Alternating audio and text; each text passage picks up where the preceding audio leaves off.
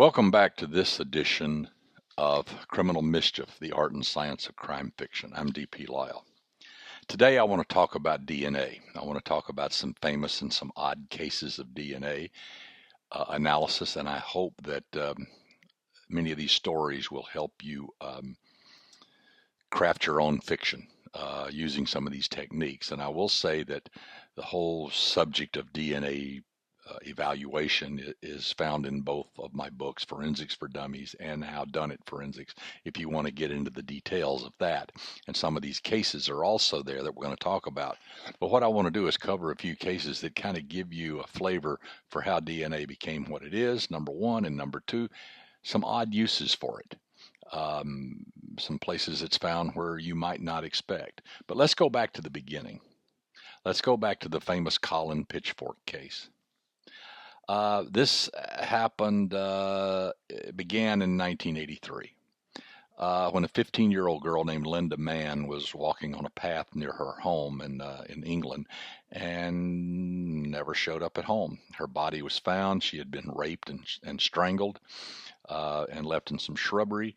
And the autopsy semen samples were obtained from her body. Remember, there was no DNA in 1983, but there was blood typing, and that could help at least eliminate some suspects and point fingers toward others. But no suspect was found, and therefore the case kind of went cold. And you flash forward about 3 years to 1986, when another 15-year-old girl, Dawn Ashworth, was found raped and beaten and strangled in a very similar fashion, and not too far away, and her body was found in a wooded area 2 days after the event.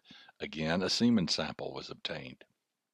The police then developed a suspect, a 17-year-old boy named Richard Birkeland, and he seemed to have knowledge at least about Dawn Ashworth's body. So there was some suspicions there. Well, the police knew that recently, just a few years earlier, because now we're looking at 1986, 87, at the University of Leicester, a fellow by the name of Alec Jeffreys, now known as Sir Alec Jeffreys for obvious reasons, developed this new technique known as DNA fingerprinting. And we all know about it now, but this is where it came from. Well, they took Birkeland's DNA and tested it against the two crime scene samples, and it didn't match. So Birkeland was let off the hook. Now what to do? What they decided was to test everybody in the neighborhood. And they had over 5,000 local men came in and gave blood and saliva samples. And they tested and tested and tested. And after 6 months and thousands of samples, they found nothing, no matches. Well, did this mean that the killer was from somewhere else and just passing through? Seems odd that 3 years apart in similar locations, these murders would occur, but it's possible, I guess. So then a break happened. A guy named Ian Kelly was overheard in a bar bragging about he got paid £200 to give a DNA sample for one of his friends. Really? Well, his friend happened to be Colin Pitchfork. Well, in 1987, Pitchfork was arrested. The DNA analysis was done and it matched, and he became the first killer to be prosecuted on DNA evidence. And so this was earth-shaking for the DNA world and for the world of forensic science. Huge, obviously. And of course, it changed everything going forward. So now let's look to the first case in the United States. Timothy Wilson Spencer, also known as the Southside Strangler. He was a serial killer who committed 3 rapes and murders in the Richmond, Virginia and Arlington, Virginia areas in the fall and winter of 1987. And he perhaps committed another murder as early as 1984, for which a man named David Vasquez was convicted and was sitting in jail. Spencer became the first serial killer in the United States to be convicted on the basis of DNA evidence. It started in September of 1987 when a woman named Debbie Dudley Davis, 35 years old, was raped and murdered in her apartment. She was killed by ligature strangulation. And then Dr. Susan Helms, who was a resident in neurosurgery at the Medical College of Virginia, uh, just a few weeks later, was found again strangled by ligature in her home. She was found by her husband. Um, the killer apparently came through a window screen and gained access to their home at that time. And then you flash forward a couple of months to late November, when a student near Richmond, a 15-year-old high school student, was raped and strangled in a very similar fashion. Spencer's final victim was Susan Tucker, and she was a 44-year-old lady who was raped and murdered in her condominium, and this was in late November, around Thanksgiving time or a little after. Her body was not found until December the 1st, but this is when he was finally dubbed the South Side Strangler. The police started investigating, and they focused on Timothy Wilson Spencer, who was a 25-year-old kid. And he was found to have traveled between Arlington and Richmond, and the timeline seemed to fit. He had gone to visit his mother for Thanksgiving, and the Tucker home was very close to that. So he was arrested on suspicion of these murders, and DNA was obtained. And it was found that his DNA matched that in the Tucker, Davis, and Helms murders. And also the DNA linked him to the 1984 murder of Carol Ham. This is the one that David Vasquez was sitting in prison for. So to make a long story short, the Southside Strangler, Timothy Spencer, was the first person in the United States convicted by DNA evidence, and David Vasquez was the first person acquitted by DNA evidence. That's pretty cool. So it shows that DNA can do both. It can convict and it can exonerate, and that's what it's all about. A very famous case from back in 1993 was known as the Brown's Chicken Massacre. This happened in Palatine, Illinois, which is close to Chicago. Police found 7 bodies in a walk-in refrigerator in this chicken restaurant. They were the employees of the restaurant. It was late at night, early in the morning, and $2,000 was missing. So a manhunt followed, but nothing ever came of it. For 9 years, they looked for who would have come in. They basically took these people, put them into the freezer, put them down on the floor, and shot them in the back of the head, execution style. So it was obviously a very horrendous crime, and the police were very frustrated with 9 years of knowing nothing. But then a former girlfriend of a guy named James Degorski came forward and said that James and his buddy Juan Luna were the ones that did it. And she knew that because they told her apparently. Well, this reopened the investigation and gave it a focus. And to make a long story short, Luna had worked at the restaurant at some time. So they came in, and at the original crime scene, they had taken the leftovers of a meal on a table and had saved it and done DNA off the chicken that was left there.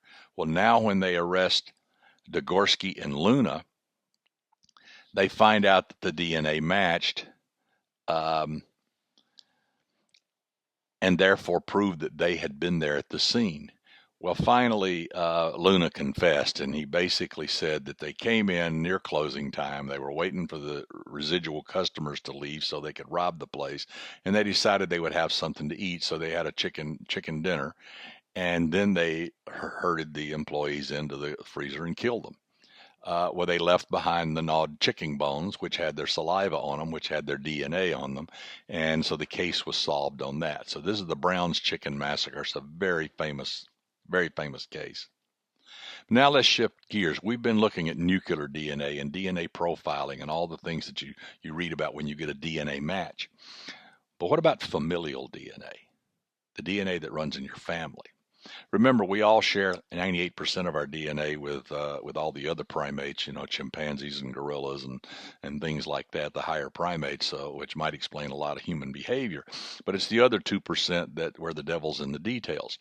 And your relatives, your siblings, your parents, your grandparents, your close relatives, have even more similar DNA with you than you would have with someone on the other side of the world. So DNA analysis does cluster around families for obvious reasons. Well, in Los Angeles,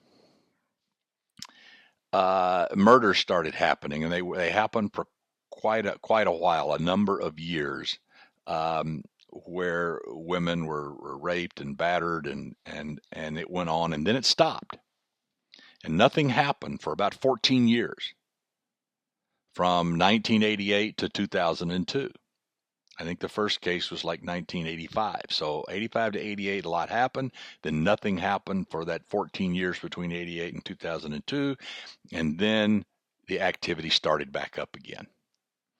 And for this reason, the killer was dubbed the Grim Sleeper, because he went to sleep for 14 years. Now, this is not unheard of. BTK also did the same thing, and you can look up that if you want to read more about him. So it turns out that they focused on a guy named Lonnie Franklin because he had been charged with theft and assaults and batteries and stuff in the past and all of that, but they couldn't prove it. So they took the DNA from the cases, they put it into the system, and they couldn't find anybody. So they decided to expand their search and start looking for people with similar DNA that might show some familial relationship. And sure enough, they found one, and the person that they found happened to be Lonnie's son. And so they came to Christopher, the son, and obtained DNA from him, and sure enough, proved that. So now they had to get DNA from Lonnie. If they suspected he was the killer, but familial DNA is not tight enough to make that provable. So they needed his DNA to compare with the crime scene samples. Well, he went to a birthday party that was at a restaurant, and he ate pizza.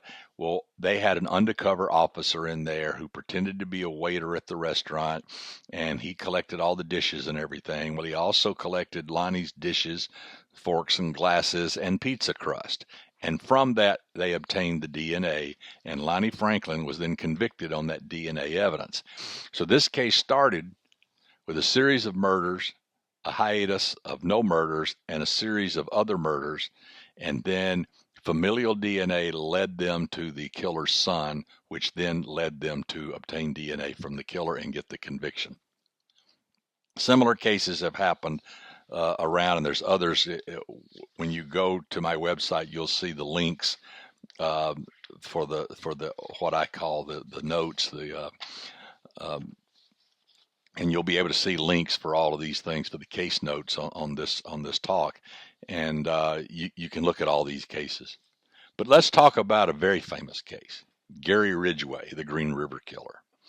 Well, it turned out in the late 70s and early 80s, a lot of prostitutes were disappearing, and their bodies were being found often months or years later in the Green River area near Seattle, Tacoma.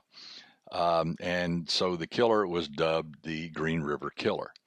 Many murders took place there, and many remains were found. The police, as they investigated these bodies, most of the remains were skeletal. Few had any tissue left because so long passed between the murders and the corpses being discovered, and they were in such a remote area that they didn't have much to work with. But a couple of the cases revealed at least some semen samples, and therefore they were able to to take those samples. Now remember, this is 79 to 81, in that range. There was no DNA. Sir Alec Jeffreys had not figured it out. That was going to come 4 or 5 years later. It had not entered the courtroom or been used in a case. That was going to happen with the Colin Pitchfork and the Spencer case I talked about earlier. So we didn't have all that, but there was blood typing and all of that. So they collected these samples. So we flash forward to about 1987, and Gary Ridgway was developed as one of the many possible suspects in this. A van like his that had a primer fender was seen. One of the prostitutes that later disappeared was seen getting into it, that kind of thing, or one similar to it. And so, to make a long story short, they visited Gary and got a search warrant. And somebody was smart enough not to just search his place in his car and his van and all that stuff, but somebody, at least in the search warrant, decided they wanted biological evidence. So they did a swab of his saliva, and they got his DNA, they got his evidence there. So this is just about the time DNA was entering the courtroom. But the problem then is that the techniques used at that time required a fairly large sample. And the two crime scene samples were very small, not much DNA. And in order to make a comparison against someone, they would basically consume all the samples. The investigators really thought Ridgway was the guy, but they needed to prove it. And if they were wrong, then all that biological evidence was gone. So they waited. Well, flash forward. Things like PCR, the polymerase chain reaction, and STR, short tandem repeat analysis.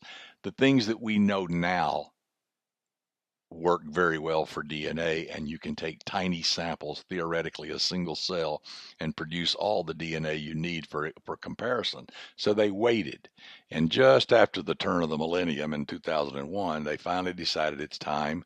We have this new technique. We can make all the DNA from the samples we want, and we can compare it. And they compared it to Gary Ridgway, and indeed it matched. An interesting side note along this is that in about 1984, Ted Bundy told him, he said, I know how to help you find this guy. He called him the Riverman. And so the FBI sent agents down there to talk to him, and he basically said, stake out the bodies when you find him, if you find a fresh body, because he's probably revisiting them. Well, it turns out that actually is what Ridgway was doing, but it didn't really help because the bodies were not discovered for months or years after the murders. So Gary was finished with them, as it were, by then. So it never worked out, but I thought it was an interesting aside there. Ultimately, I think they don't know how many people Gary Ridgway killed. It's in the 70s. Some people say it could be over 100, but at the end of the day, he confessed to 49 and is in prison, and there's that. Let's look at a couple of unusual cases. There's a French jewel thief known as Pierre G. That's the only name that they give out, and it's kind of interesting. This guy and his accomplice followed a 56-year-old woman who was an employee of a jewelry store in Paris to her home. And there they detained her. They bound her to a chair, they gagged her, and they poured something over that they said was gasoline, and that if she made a fuss, they'd set her on fire. Pretty scary stuff. So they forced her to give up the codes for the security system at the jewelry store. One of them stayed there with her. The other one went to the jewelry store, cleaned it out, came back. They cut her loose, and they left. But Pierre G. planted a kiss on her cheek. Maybe a sign of that, he felt sorry for her, that it had put her through all this, and it was awful. But whatever reason, he gave her a little kiss on the cheek on the way out the door. Well, the police were called, a forensic team arrived, she told them the story, they swabbed her cheek, they got a DNA profile, and a few months later, the DNA matched a man who who they only described as Pierre G. And they found him in prison where he had been arrested on suspicion of other thefts. And so that case was solved by DNA in a kiss. Another interesting case was that of David Stoddard. And this took place in Ohio. He's a 24-year-old guy who allegedly shot and killed a pregnant 16-year-old girl. But prior to that, he had been part of a crew of 3 masked men that had broke into a house maybe 3 months earlier and robbed a woman and her son. Well, the family had a dog that was a pit bull mix, and it bit Stoddard on the arm. And the dog was shot and killed right there. And then they took their booty and they left. Well,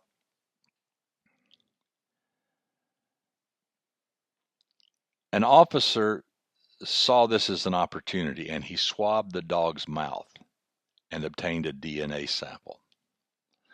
And so now they had this on file. So later, when Stoddard was arrested for the murder of 16-year-old Jessica Hallman, and they connected his DNA, they connected it back to this home invasion type robbery. So they solved the robbery based on the DNA obtained from the dog's mouth. So maybe you can use this in a story. So the dog bit him. He got some blood and tissue on his mouth and lips and what. They swabbed it. They got the DNA.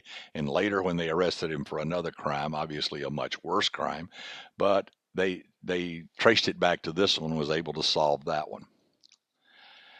Another case that was just reported in 2013 in the Journal of Forensic Science. There's no names involved, but apparently a badly burned body was discovered, and it was burned beyond recognition. So there was no way to identify who the person was, though they thought they knew who this person was. But the face and the neck of the corpse was filled with fly larvae. They had come in and laid their eggs and colonized the thing, were feeding on corpses as flies want to do. So what they did is they collected the maggots and they took their stomach contents and did profiles. And then they compared that to the father of the suspected victim, and they came back with a probability of paternity nearly 100%, 99 plus. So they were able to identify who these remains were, though they suspected. They were able to prove it fairly conclusively by using the stomach contents of maggots. Well, you can use that. And then there's the fascinating and odd case of Willow Martin. Willow Martin's a 19-year-old who was a stripper, and she was best friends with this other stripper named Breonna Constantino. Well, it seems that Willow loaned Breonna $1,200 for some clothing and other stuff. But Constantino was slow to repay the debt, and Willow Martin became angry. Now, she had anger issues. She had been known to say, "I'll burn their shit down." And in fact, they believe that she actually set fire to her mother's house because she got mad at her once. So, lo and behold, when the MTM Masonry Company caught on fire and the Chinese restaurant next door to it also caught on fire, needless to say, this launched an arson investigation by the police. Well, the Masonry Company was actually owned by Breonna Constantino's stepfather.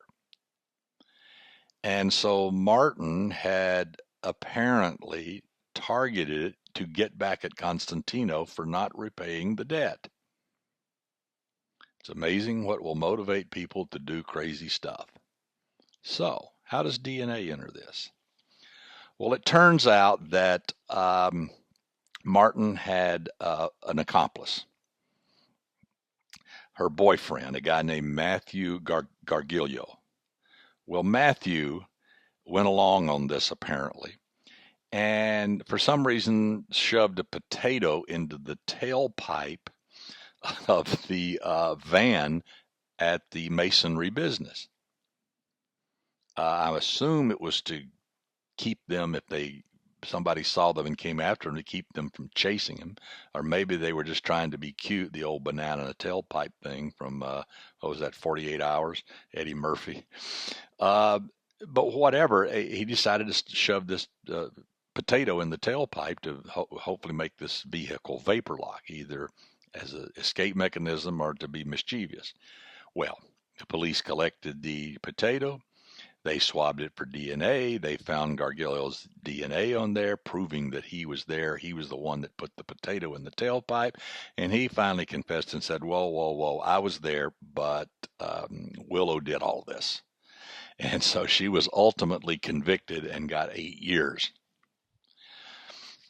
Strange, strange, strange.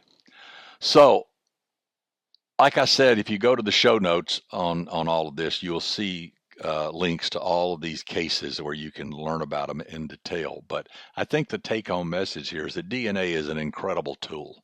It's it has progressed so much in the last 30, 40 years that it's not even near what it was. If you go back to Colin Pitchfork with the testing of groups of people, well, one of the ways to get around that was the development of CODIS, the combined DNA system that the FBI runs, where DNA profiles of criminals are put on file, and you can connect them against databases. That's kind of like doing a whole village. It just happens to be tens of millions of people.